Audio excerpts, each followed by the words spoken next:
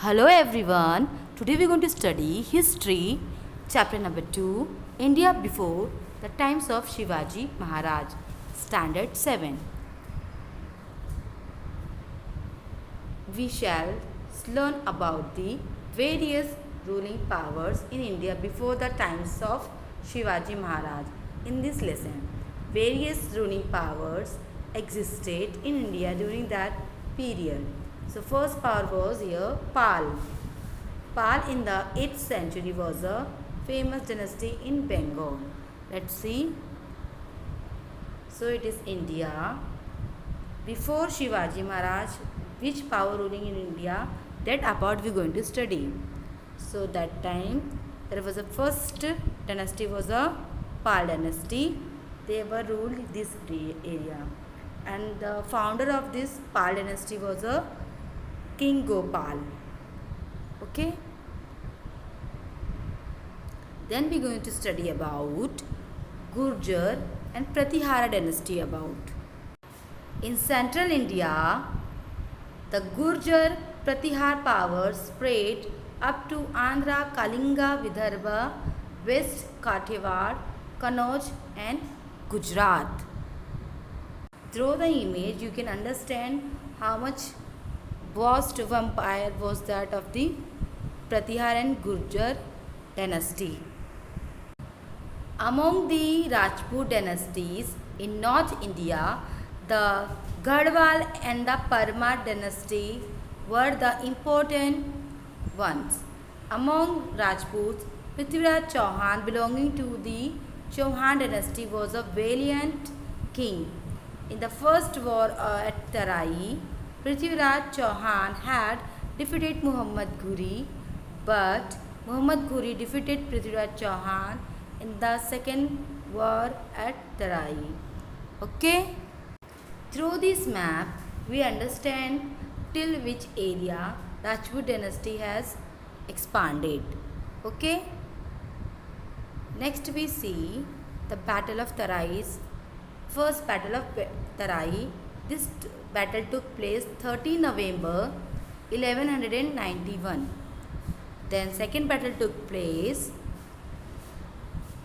in the year of 1192. But in the second battle, Muhammad Ghori defeated Prithviraj Chauhan. After Rajput dynasty, we are going to study about Chola dynasty. Raja Raj first and Rajendra first belonging to the Chola dynasty in Tamil Nadu were eminent rulers. Eminent means famous. The Cholas conquered the Maldives island and Sri Lanka using their naval strength. Here class you can see the images of the Chola dynasty kings Raja Raj first and Rajendra first, and this much area is ruled by this Chola dynasty. King Vishnuvardhan belonging to the Hoysala dynasty in Karnataka had conquered the whole of Karnataka. Means he was a very famous king from the Hoysala dynasty. Now we see Hoysala dynasty, which area and who was the king images. Hoysala dynasty, it's began from the 1187 to till the 1343 CE and is spread in the south. Okay, and West Chalukya Empire till there.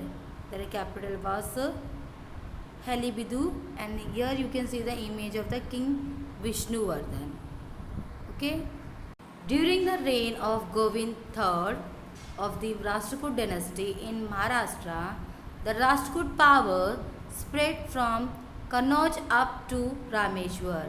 Later, Krishna III conquered the region up to Allahabad. In the map, you can see this orange area. So this area was belong to the Rashtrakud dynasty. Through these images, we try to understand how they are ruling. This is the inscription of the Govind III, and this is the Krishna III.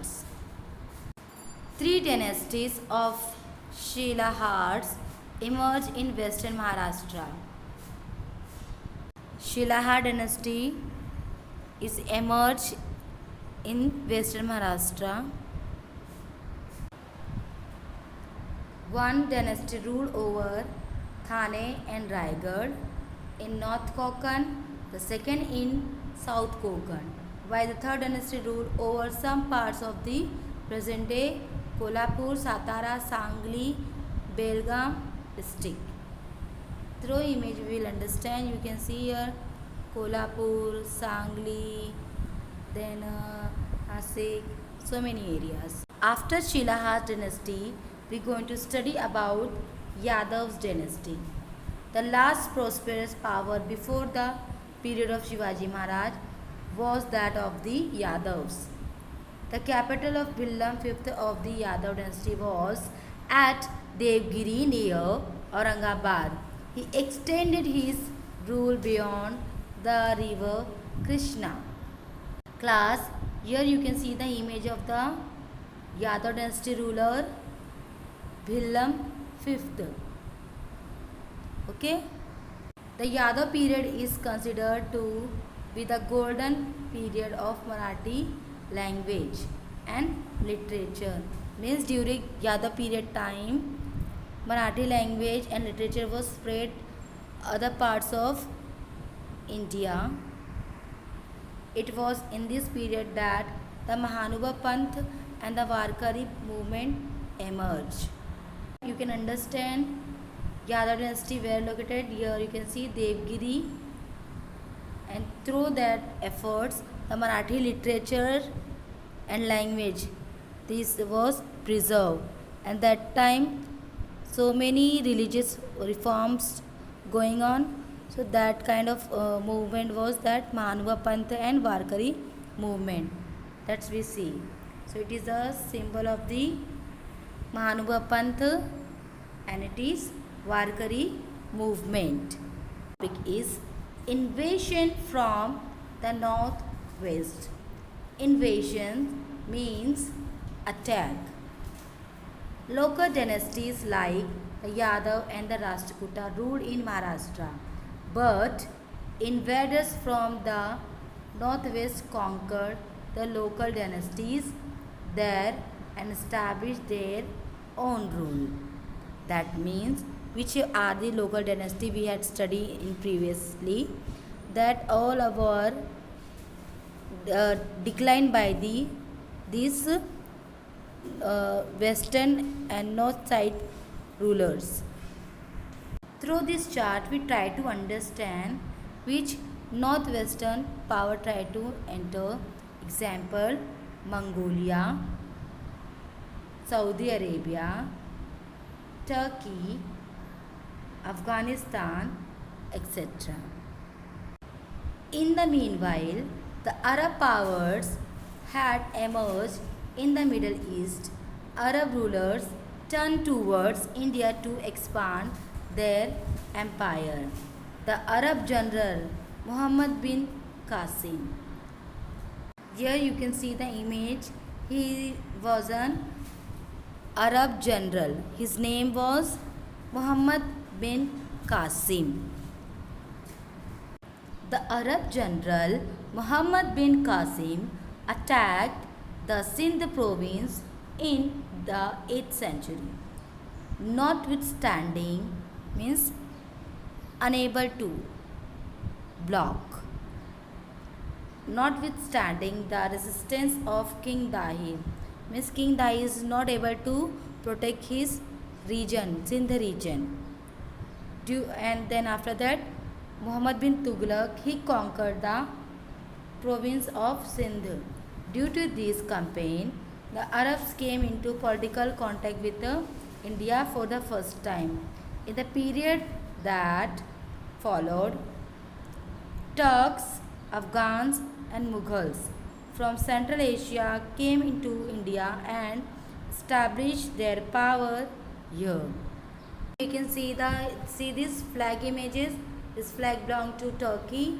This flag belongs to the Afghan, means Afghanistan, and this flag belongs to Mongolia. or Mughals. It is a present day flag is there from the Uzbekistan. Now we see the Mughal time flag.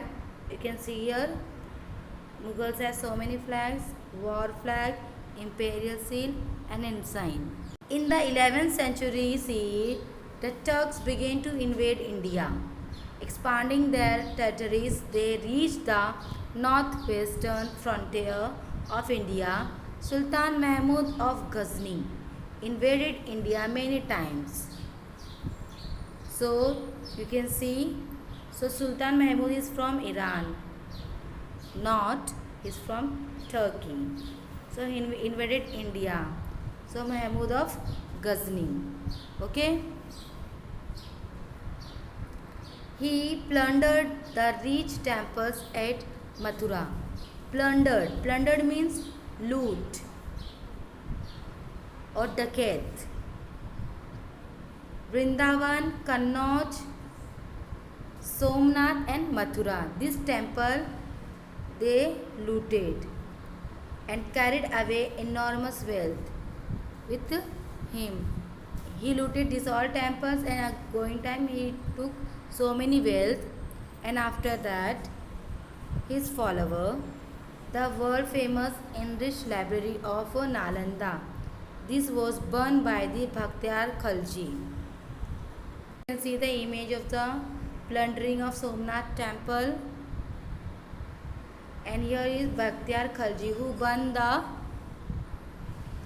Nalanda University. You can see also here in the year of 1200 AD, the invasion of Bhaktyar Khilji. Sultanate in the north. In 1175 CE and 1178 CE, Sultan Muhammad Ghuri of Ghur from Afghanistan invaded India. So who invaded India? Sultan Muhammad Ghuri of Ghur. And which year? Around 1175 CE and 1178 CE. He appointed Qutbuddin Aibak to look after the governance of the conquered territories in India. First we see who was Muhammad Ghuri. So you can see the image. His name was Sultan Muhammad Ghuri from the Ghor, and he came from Afghanistan. Okay, Sultan Muhammad Ghuri came from Afghanistan, and he was Qutbuddin Aibak. Who was he? He was Qutbuddin Aibak. Okay, he's taking all the conquered territories of the Muhammad Ghuri, and later, after the death of Muhammad Ghuri, he became the emperor. Means Qutbuddin Aibak began to rule the India. Later, after the death of Muhammad Ghuri in 1206 CE, Aibak began to rule the Indian territories under his rule independently. Aibak, who was initially a slave, became the ruler of Delhi. He died in 1210 CE. When was Qutbuddin Aibak died? So in the year of 1210. So when was Muhammad Ghuri was died? 1206. Okay. Next we study Do You Know column. After Qutbuddin Aibak, Iltutmish, Razia Balban, Alauddin Khalji, Muhammad bin Tughlaq, Firuz Tughlaq, Ibrahim Lodi and other sultans ruled over India.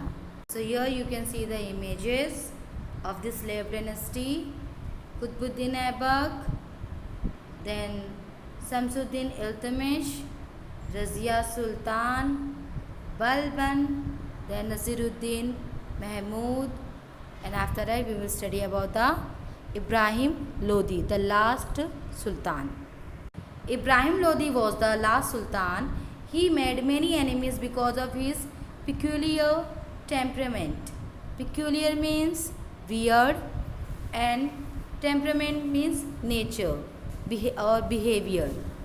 Daulat Khan Lodi, governor of Punjab, invited Babur, the ruler of Kabul, to fight against Ibrahim Lodi, because Daulat Khan Lodi don't like the system of the Ibrahim Lodi's. Ibrahim Lodi's ruling system not good. This was the thinking of Daulat Khan Lodi. Therefore, he called Babur, the ruler of the Kabul, to fight against Ibrahim Lodi. Babur defeated Ibrahim Lodi in the battle, and thus the Sultanate came to an end. Class, here you can see the images of Ibrahim Lodi and Daulat Khan Lodi, the governor of Punjab. So who was the governor of Punjab? Daulat Khan Lodi. Who was the last ruler? Ibrahim Khan Lodi. Okay. Here you can see the image of Babur, founder of the Mughal Empire. Between Babur and Ibrahim Lodi, fighting took place, and in that battle Babur defeated to Ibrahim Lodi. Understand? And like this way, now slave dynasty is finished. Charts are there of Muslim dynasty one. Thank you.